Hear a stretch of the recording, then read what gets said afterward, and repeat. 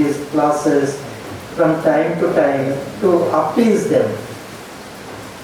But since they were only cosmetic, these changes were only cosmetic, they failed to address the basic issues. At times, the rulers also resorted to use of force. But since there were no attempts to end the exploitation and discrimination as such at the basic levels, the tensions and resistance continued unabated. One very significant situation of these times was the non-evolution of a modern bourgeois class from the feudal foundations of Telangana. Despite some agrarian reforms, capitalist farming, industrialization and businesses, due to the efforts of Salarjan, the formation of a native bourgeoisie and a consequent modernization of society remained weak. The feudal classes continued to be dependent on its patron regime for economic and political reasons. We touch upon this issue because throughout the 20th century, before or after 1956, there was no native bourgeois class in Telangana that would have identified itself with the native land, native interests and native people vis-a-vis the outsiders and acted independently. The dependent feudal classes of the Nizam period, since very little economic base of their own was created in modern terms of capitalist agriculture, industry, business, etc. prior to 1948, they continued in the same dependent position post 1956. What would have happened in case the short-lived political arrangement of 1948-56 period continued is a matter of speculation, but it did not continue. Now that in the post-1956 situation, they had no political majorities, that is the Telangana class, political class. Since they had no political majorities, either in addition to economic weaknesses, the continuation of earlier position of dependence on new patron masters of Andhra was only logical. Had such a class emerged in Telangana prior to 1956, it would have joined hands with the people of Telangana to put its foot down against the merger. Caught in this web of dependence, they refused to see the continuing sufferings and aspirations of the lower strata, and even where their own future interests lie as a Telangana class. Thus, if nothing was found in favor of the downtrodden classes in the gentleman's agreement, whatever was mentioned concerning the interests of themselves and the middle classes were given no statutory guarantees.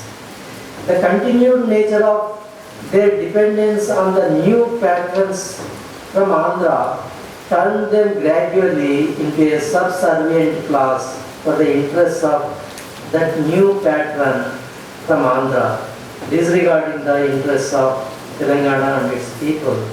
This subservience further degenerated into collusiveness with their masters in later decades, when the people's movements were displayed outright, openly, acting against the statehood movements of 1969-70 and 1995 to 2014. We know how all these people behaved throughout.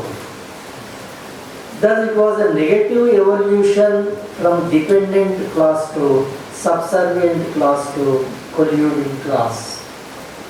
Had there been a native bourgeois class of Telangana by the time of Indian independence or soon after, most probably there would have been enough modernization and democratization of Telangana, paving the way for progressive reduction of the state historical tensions, initiating an altogether different scenario. But since that did not happen, the society continued with the earlier issues and tensions to the end of the 20th century. Finally, the dynamics of the statehood movement witnessed the emergence of an uncompromising new political element in the form of TRS, relegating the traditional political class to the background as we know. The breaking point from the past came no doubt, but nevertheless the long socio-economic and modernization tensions began to flow into this post-2014 phase also. This is because such situations and tensions recognize only solutions, only resolution of them. They do respect political breaks, but ultimately only the resolutions do matter, as the history tells us. Now the question remains, how does their very own state of Telangana, achieved by the people, will address these centuries-old issues and tensions? What we are doing here is not to go into these aspects of post-2014 period. We discuss all these developments with the purpose of finding a cogent line of historiography of the desires of people for a geographical as well as administrative alternative entity of their own. This historical struggle of the masses was ultimately joined together by the general public of the modern genre, together with a section of the upper strata. The lower strata always wished for a new state with an inclusive development, not a mere geographical entity, since they could see that such an entity would not be solving the issues and tensions of previous decades and centuries automatically. With this in view, if they carried on their battles for all these times, they also struggled during the recent phase of the Telangana movement to make inclusive growth the agenda of the expected new state of Telangana. No wonder this situation of expectations and tensions passed on into the post-2000 phase as well, that is the present period. People have both the hopes and suspicions about the development of the new state being inclusive.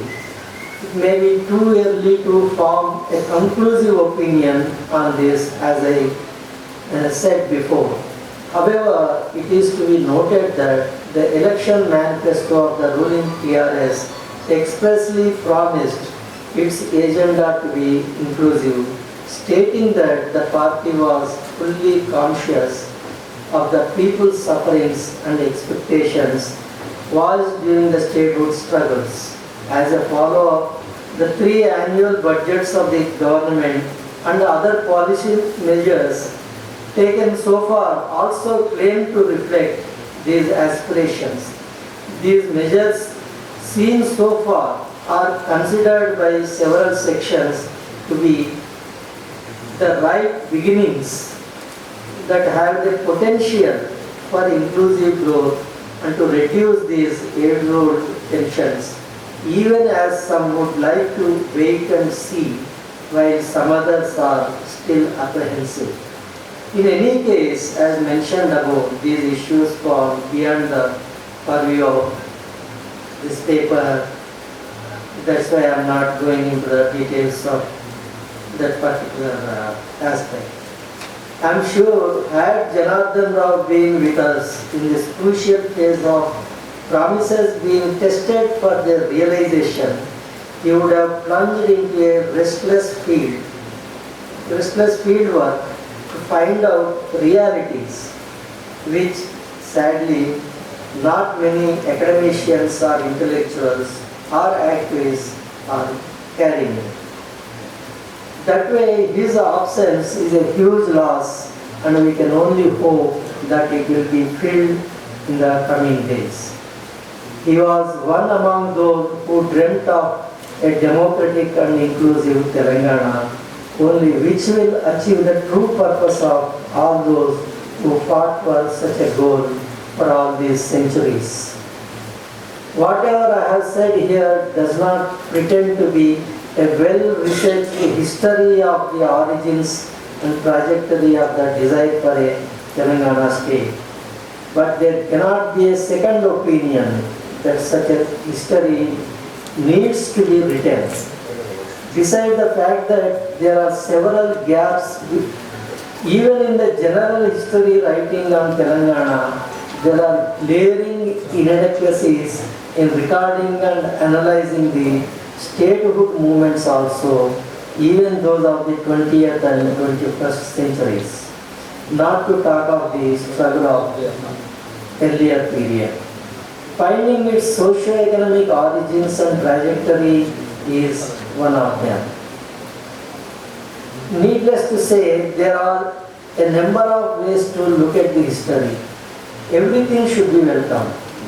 What I try to do here is just to trace those historical origins in an utterly cursory manner by taking a cue from the post-2014 tensions. You may ask me, other than some sketchy information, what are the solid evidences I have to establish about what all I have said so far? To face that question, I have already worked out an escape route.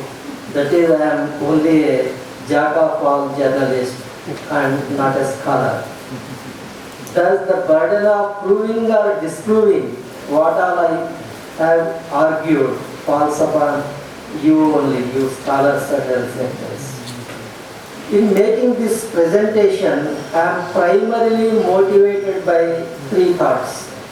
One, a deep and long desire for self-rule of a great mass of people cannot be said to have originated just some decades ago during the 20th century and just among the modern classes.